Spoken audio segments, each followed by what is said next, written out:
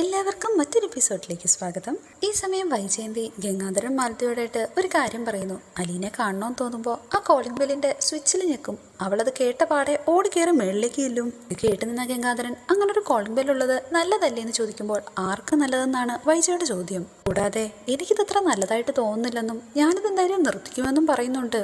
മാത്രമല്ല താമസിയാതെ തന്നെ അലീനെ ഇവിടുന്ന് അടിച്ചോടിക്കുമെന്നും ക്ഷമയുടെ നെല്ലിപ്പലക കണ്ടു നിൽക്കുകയാണ് ഞാനെന്നാണ് അവർ പറയുന്നത്. ഇതെല്ലാം കേട്ട് നിൽക്കുന്ന മാലതിയും വൈജയോടായിട്ട് ഒന്ന് അടങ്ങിയിരിക്കാൻ ആവശ്യപ്പെടുന്നു. ഇത് കേട്ടപാടെ വൈജ അടങ്ങിയിരിക്കാനോ?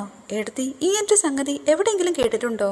ഹൃദ്രോഗി ഒറ്റയ്ക്ക് അപ്സ്റ്റെയറിൽ പോയി താമസിക്കുക, ഭാര്യയും മക്കളെയും ഒന്നും കാണണ്ട, വേലക്കാരിയെ മാത്രം കണ്ടാൽ മതി, അത് നാഴികയ്ക്ക് 40 വട്ടം. ഇത് എവിടുത്തെ ഹൃദ്രോഗിയാ? ഗംഗാധരൻ ഇപ്പോൾ വൈജയ്ക്ക് പറഞ്ഞ് മനസ്സിലാക്കി കൊടുക്കുന്നുണ്ട്. നീ എന്തായാലും കുറച്ചു നാളത്തേക്ക് അയാളെ അയാളുടെ പാട്ടിന് വിട്ടേക്ക്. അയാളുടെ ഇഷ്ടം എന്താണെന്ന് വെച്ചാൽ അതേപോലെ ചെയ്യട്ടെ. അവർ മൂവരും ചേർന്ന് ബാലചന്ദ്രന്റെ കാര്യങ്ങളെല്ലാം സംസാരിച്ചുകൊണ്ടിരുന്നപ്പോൾ തന്നെ ബാലചന്ദ്രൻ മുകളിലിരുന്ന് ആ കോളിംഗ് ബെൽ അമർത്തുന്നു. ഈ സൗണ്ട് കേട്ടപാടെ അടുക്കളയിൽ ജോലി ചെയ്തുകൊണ്ടിരുന്ന അലീന അവിടേക്ക് വരുന്നു. അവരോടെല്ലാവരോടുമായി സാറ് വിളിക്കുന്നു. ഇത് കേട്ടപാടെ മാലതി നീ എന്തായാലും അങ്ങോട്ടേക്ക് ചെല്ലാൻ പറയുന്നു. ഇത് കണ്ട് ദേഷ്യത്തോടു കൂടി നിൽക്കുകയാണ് വൈജ. വൈജ നേരെ ഇപ്പോൾ ഗംഗാധരന്റെ അടുത്ത് നിന്ന് പരാതി പറയുകയാണ്. ഇതെന്തായാലും ഞാൻ വെച്ചു പൊറപ്പിക്കില്ല. പിന്നെന്തിനാ ഞാൻ ഇങ്ങനെ പെണ്ണായിട്ട് ജീവിച്ചിരിക്കുന്നത്? ഇത് കേൾക്കുന്ന ഗംഗാധരൻ, വൈജയ് നീ ഒരു കാര്യം മനസ്സിലാക്കണം. ബാലചന്ദ്രൻ ഒരു ഹാർട്ട് പേഷ്യന്റ് ആണ്. പിന്നെ ഞാൻ എന്ത് തെറ്റാ ചെയ്തതെന്ന് ഗംഗേട്ടൻ തന്നെ പറ. എന്നെ ഇങ്ങനെ അവോയ്ഡ് ചെയ്യേണ്ട കാര്യം എന്താണെന്നും കൂടെ പറഞ്ഞതാ. ഗംഗാധരൻ ഇപ്പോൾ പറയുന്നു, നീ ഇതെല്ലാം ക്ഷമിച്ചേ പറ്റൂ. ക്ഷമയെക്കാട്ടിലും വലുതായിട്ടുള്ളൊരു ആയുധം മറ്റൊന്നും തന്നെ ഇല്ല. ഈ സമയം അലീന ബാലചന്ദ്രന്റെ മുറിയിൽ നിന്ന് മടങ്ങി സ്റ്റെയർ ഇറങ്ങി വന്നുകൊണ്ടിരിക്കുകയാണ്.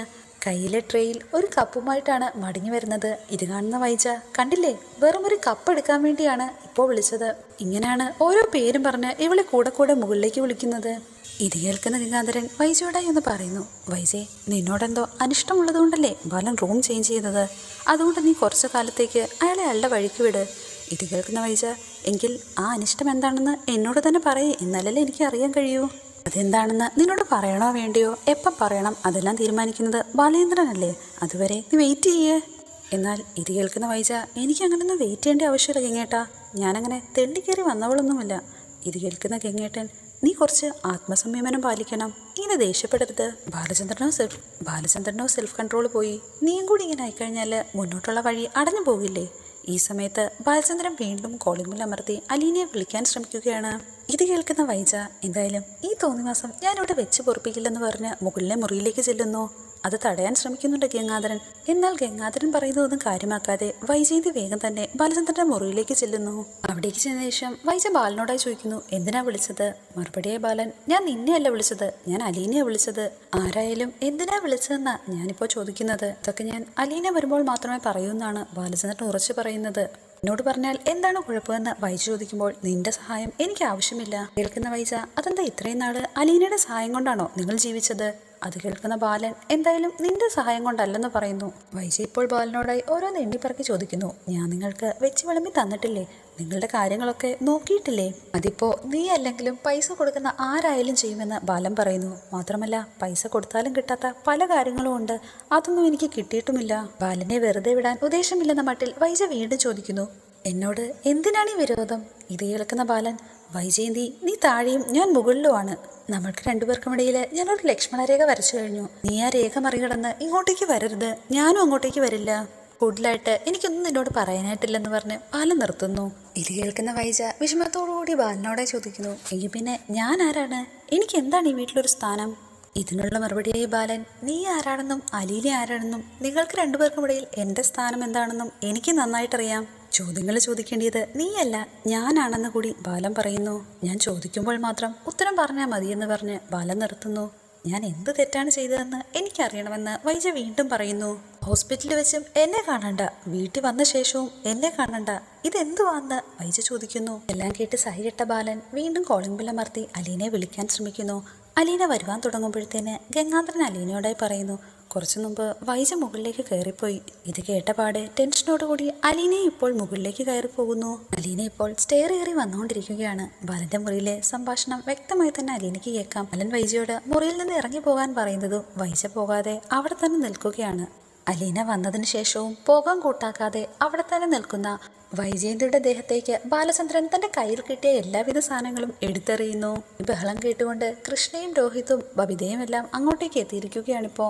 സാറ് എന്താണ് ചെയ്യുന്നതെന്ന് അലീനെ വീണ്ടും ചോദിക്കുമ്പോൾ ഇവളെ ഇവിടുന്ന് പുറത്താക്ക്, ഇവളോട് ഇവിടെ നിന്ന് പോകാൻ പറയാൻ ബാലൻ ദേഷ്യത്തോടു കൂടി പറയുന്നു. ഇത്രയും പറഞ്ഞിട്ടും യാതൊരുവിധ മാറ്റവും ഇല്ലെന്ന് കണ്ട ബാലൻ സഹികെട്ട് കട്ടിൽ നിന്ന് എഴുന്നേറ്റ് വൈജയന്തിയെ സ്വയം പുറത്താക്കാൻ ശ്രമിക്കുന്നു. ഇത് കണ്ട് അവിടേക്ക് വന്ന കൃഷ്ണ ബാലനെ ആശ്വസിപ്പിച്ച് ബെഡിലേക്ക് ഇരുത്താൻ ശ്രമിക്കുന്നു. ഇപ്പോൾ ബബിത വൈജയോടെ സംസാരിക്കുന്നു. അമ്മയ്ക്ക് കുറച്ചെങ്കിലും ബോധമുണ്ടോ? അമ്മയോട് ഡോക്ടറും മനുവേട്ടനും ഗംഗാധരങ്ങളും എല്ലാവരും പറഞ്ഞതല്ലേ അച്ഛനെങ്ങനെ ടെൻഷൻ എടുപ്പിക്കരുതെന്ന്. അപ്പോൾ അമ്മ ആര് പറഞ്ഞാലും കേൾക്കത്തില്ലേ? ഇങ്ങോട്ട് ഇറങ്ങിയെന്ന് പറഞ്ഞ് വൈജ അവിടെ നിന്ന് വലിച്ചുകൊണ്ട് ബബിത പോകുന്നു. മുറിക്ക് പുറത്തിറങ്ങിയ ശേഷം വൈജ അലീനയെ തന്റെ അടുക്കിലേക്ക് വിളിക്കുന്നു. അലീന അടുത്തെത്തിയ ഉടൻ തന്നെ അലീനയുടെ കാരണം നോക്കി വൈജ അടിക്കുന്നു. ഇത് കണ്ട് ദേഷ്യത്തോടുകൂടി കട്ടിൽ നിന്ന് ബാലചന്ദ്രൻ എഴുന്നേൽക്കുന്നു. അത് തടയുകയാണ് കൃഷ്ണ. അടിച്ച ശേഷം വൈജ അലീനയോടായി പറയുന്നു, ഇതെങ്കിലും നിനക്ക് തന്നില്ലെങ്കിൽ ഞാൻ വൈജയന്തിയല്ല. ഇത് കാണുന്ന ബാലൻ അവൾ എന്റെ ചെകിട്ടത്ത് അടിച്ച അടിയാണത്. അടി കൊണ്ടതിന് ശേഷം കരഞ്ഞുകൊണ്ട് നിൽക്കുന്ന അലീനയെ ബാലൻ തന്റെ അരികിലേക്ക് വിളിക്കുന്നു. തൻ്റെ അടുത്തേക്ക് വരാനായിട്ട് ആവശ്യപ്പെടുന്നു. അതിനുശേഷം ബാലൻ മെല്ലെ കൈകൾ ഉയർത്തി അലീനയുടെ കവിളിൽ തലോടിയ ശേഷം, സാരമില്ല, അവള് എന്നെ അടിച്ചത് ഈ അച്ഛന് വേണ്ടി ഇതൊന്ന് സഹിക്കാനായിട്ട് അലീനയോട് പറയുന്നു. ഇതിനെല്ലാം ശേഷം താഴേക്ക് ഇറങ്ങി വരുന്ന ബബിതയോടായിട്ട് ഗംഗാധരനൊന്ന് ചോദിക്കുന്നു, അവിടെ എന്തായിരുന്നു ഒരു ബഹളം? മറുപടിയായി ബബിത, അമ്മ ഒരെണ്ണം കൊടുത്തു, അലീനയുടെ ചെകിട്ടത്ത് തന്നെ. അതിനുശേഷം അലീനയും അവരുടെ മുമ്പിൽ കൂടി തന്നെ കരഞ്ഞുകൊണ്ട് അടുക്കളയിലേക്ക് പോകുന്നുണ്ട്. അതിനുശേഷം താഴേക്ക് ഇറങ്ങി വരുന്ന കൃഷ്ണയോടായിട്ട് ഗംഗാധരനൊന്ന് ചോദിക്കുന്നു, എന്തിനാ മോളെ അലീനയെ അമ്മ അടിച്ചത്? അത് അച്ഛനമ്മയോട് മുറിയിൽ കയറരുതെന്നാണ് പറഞ്ഞിരിക്കുന്നത്. അതിന്റെ ദേഷ്യമാണ് അലീന ചേച്ചിയുടെ നേർക്ക് അമ്മ തീർത്തത്. അവിടെ വെച്ച് എന്തെങ്കിലും സംഭാഷണങ്ങൾ ഉണ്ടായെന്ന് ഗംഗാധരൻ ചോദിക്കുമ്പോൾ ഇല്ലെന്നും അമ്മ നേരെ ചെന്ന് അച്ഛനോട് ചൂടാവുകയാണ് ഉണ്ടായത്. കയറരുതെന്ന് പറഞ്ഞിട്ടും അച്ഛനെ റൂമിൽ കയറി ചെന്ന് വഴക്കുണ്ടാക്കി. കാര്യങ്ങളെല്ലാം മനസ്സിലാക്കിയ ശേഷം ഗംഗാധരൻ നേരെ ചെന്ന് വൈജയോട് കാര്യങ്ങൾ ചോദിക്കുന്നു. നീ ഇപ്പോൾ ബാലചന്ദ്രന്റെ മുറിയിൽ ചെന്ന് വഴക്കുണ്ടാക്കിയോ? മറുപടിയായി വൈജ, ഗംഗേട്ടൻ വിചാരിക്കുന്ന മാതിരിയല്ല ഇവിടുത്തെ കാര്യങ്ങള്.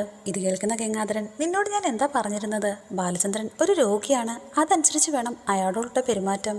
ഡോക്ടറും നിന്നോട് അങ്ങനെ തന്നെയല്ലേ പറഞ്ഞത് ബാലചന്ദ്രന് ടെൻഷനൊന്നും ഉണ്ടാക്കാൻ പാടില്ലെന്ന്. ഇതിന് മറുപടിയായി വൈജ, അപ്പോൾ എന്റെ ടെൻഷനോ അതിനൊരു വിലയുമില്ലേ?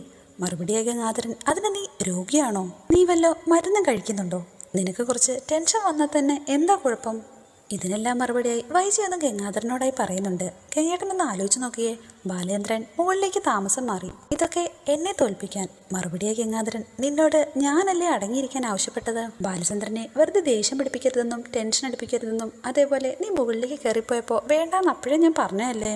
ഇതിനുള്ള മറുപടിയായി വൈജ, എനിക്ക് എൻ്റെ വീട്ടിൽ ഏത് മുറിയിലേക്കും കയറിപ്പോകുന്നതിന് അതിന് ഗംഗേട്ടൻ്റെ അനുവാദം വേണോ? എന്നോട് ഞാൻ വളരെ സീരിയസ് ആയിട്ടുള്ളൊരു കാര്യം പറയുമ്പോൾ നിനക്ക് മനസ്സിലാവാത്തത് എന്താണെന്ന് ഗംഗാധരൻ ചോദിക്കുന്നു.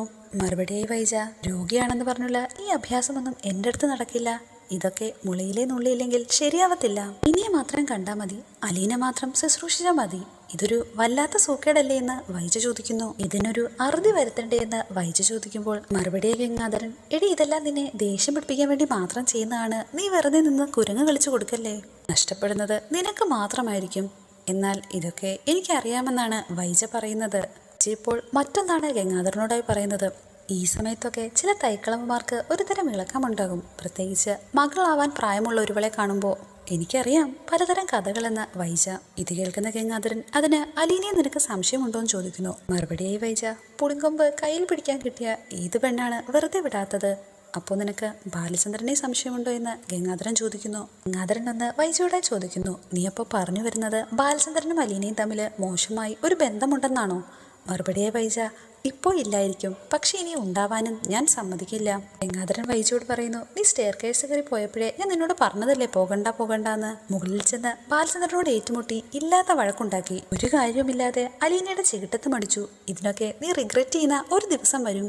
ഇപ്പോഴും ഞാൻ നിന്നോട് സീരിയസ് ആയിട്ടൊരു കാര്യം പറയാണ്. നീ വെറുതെ ബാലചന്ദ്രനോട് വഴക്കിന് പോവരുത്. ഈ കുടുംബത്തിന്റെ നന്മയോർത്താണ് ഞാൻ പറയുന്നത്. ബാലചന്ദ്രൻ ഇഷ്ടമില്ലാത്ത ആരും അപ്സ്റ്റെയറിലേക്ക് പോകണ്ട. എന്നാൽ ഇതിനുള്ള മറുപടി തന്റെ ഇടത്തോടുകൂടി വൈജ ഗംഗാധരന്റെ മുഖത്ത് നോക്കി പറയുന്നു. ഞാൻ പോകും ഗംഗേട്ടാ. എനിക്ക് ചോദിക്കാനുള്ളത് ഞാൻ ആരുടെ മുഖത്ത് നോക്കിയും ചോദിക്കും. വെറും 10 ദിവസത്തിനകം ഞാൻ അവളെ ഇവിടുന്ന് ആട്ടിയിറക്കും. വൈജയന്തിയുടെ ഈ സംഭാഷണങ്ങളെല്ലാം തടയാൻ തുടങ്ങുന്ന ഗംഗേട്ടനോടായി തിരിച്ച് വൈജി ഒന്ന് പറയുന്നു, ബാലചന്ദ്രന് ഒരു അവിഹിത ബന്ധമുണ്ടാക്കാൻ കൂട്ടു നിൽക്കാനൊന്നും എന്നെ കിട്ടില്ല. ഇതിനെ താങ്ങി കൂടെ നിൽക്കാനായിട്ട് ഗംഗേട്ടന് നാണമില്ലേ? കേട്ടപാടെ ഗംഗാധരൻ ദേഷ്യത്തിൽ വൈജയുടെ കർണത്ത് ആഞ്ഞടിക്കുന്നു. ഇതോടുകൂടി ഇന്നത്തെ എപ്പിസോഡോട് അവസാനിച്ചിരിക്കുന്നു. Please like share and subscribe.